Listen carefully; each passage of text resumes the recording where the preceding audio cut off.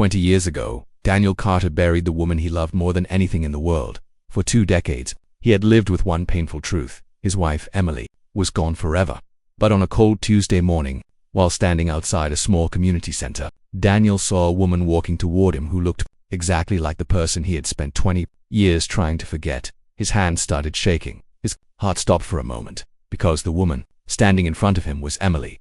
The same brown eyes, the same gentle smile, the same small scar above her eyebrow from the bicycle accident they had laughed about when they were young, and beside her stood a young woman around 20 years old, a young woman who looked at Daniel with his own eyes. Daniel could barely breathe. "Emily," he whispered. The woman stopped. Her face became filled with sadness. Daniel. That one word broke something inside him because nobody had said his name like that in 20 years. Daniel was 2 years old, and had spent most of his adult life raising children alone.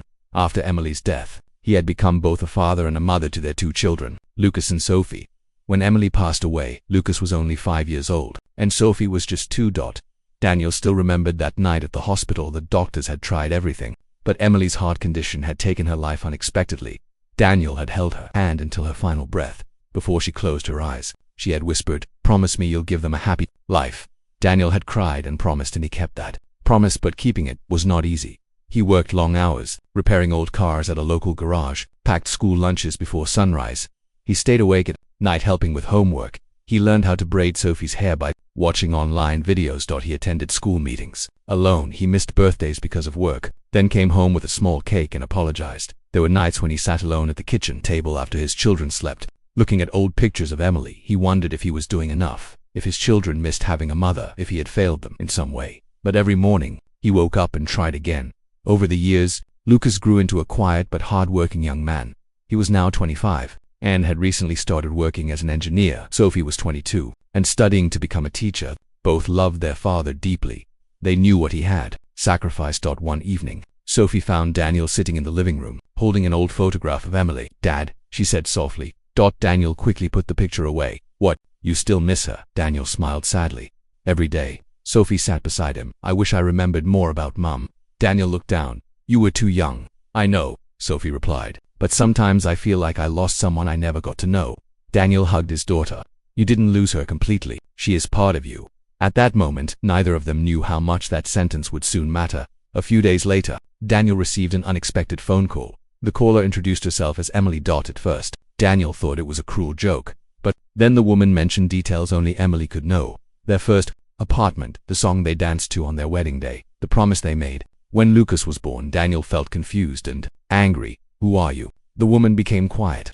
"I know this is impossible to understand, but I need to meet you." Daniel almost hung up, but something inside him told him not to. They agreed to meet at the community center where Emily had once volunteered. And that was where Daniel saw her, the woman he thought he had lost forever.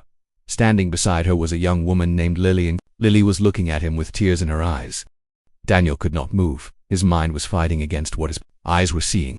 "This isn't possible," he said. Emily looked down. "I know you died." A painful silence filled the space between them.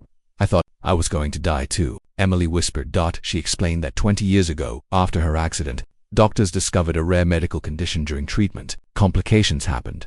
Her family was told she had passed away after a mistake in communication during an emergency transfer. Emily survived, but she woke up in another hospital with severe memory problems. She remembered pieces of her old life but couldn't find Daniel. She spent years trying to recover her memories. When she finally remembered everything, she searched for him, but she was afraid. Afraid because she knew Daniel had moved on. Afraid because she knew their children had grown up believing she was gone. "I didn't know how to come back," Emily said. Daniel listened silently. Part of him wanted to scream, part of him wanted to hug her, but another part of him remembered 20 years of loneliness. "You left me alone," he said. Emily's eyes filled with tears. "No, you missed every birthday, every first day of school, every moment. I know." Daniel turned away because hearing her admit it hurt more than anger. Then Lily stepped forward. "Dad." Daniel froze. "What did you call me?" Lily looked nervous. Emily took a deep breath. "Lily is your daughter." Daniel stared at her. "What?" Emily looked down. "When I lost my memory, I didn't know where to go. Years later, I started a new life. Lily was born before I recovered my memories." Daniel looked at Lily. The young woman had his eyes, the same way he looked when he was confused, the same expression. Same quiet sadness. Daniel felt overwhelmed. "You have a daughter?" Lily nodded. I always wanted to meet you. Daniel struggled to find words. He had spent 20 years believing he had lost his wife. Now he discovered he had lost an entire part of his life. That night, Daniel went home and sat alone in his kitchen, the same kitchen where he had cried after Emily's funeral, the same kitchen where he had helped his children with homework, the same kitchen where he had made thousands of meals alone. He looked at the empty chair across from him. For years, he had imagined Emily sitting there again. But now that she was back, he didn't know how to feel that. When Lucas and Sophie arrived, they immediately noticed something was wrong. Dad. Daniel looked at them. I saw your mother today. Both children froze. What? Daniel told them everything. At first they thought it was impossible. Then they became angry. Sophie cried. Why didn't she come back? Lucas looked hurt. She missed everything. Daniel had no answer, because he was asking himself the same question. Over the next few weeks, Daniel struggled. Emily wanted to rebuild a relationship with their children, but Lucas kept his distance. Sophie was confused, and Daniel couldn't forget the years he spent raising them alone. One evening, Emily visited Daniel's house. I don't expect forgiveness immediately, she said. Daniel looked at her. Then what do you expect? I just want a chance to know my children.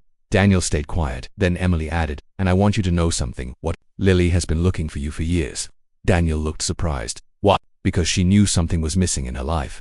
At that moment, Daniel realized Lily was not responsible for the pain he carried. She was another person who had grown up without answers. The next day, Daniel agreed to meet Lily alone. They sat at a small coffee shop. Lily looked nervous. I don't know what to call you. Daniel smiled. Sadly, you don't have to call me anything. Yet she looked down. I have always wondered if my father would have my eyes. Daniel looked at her.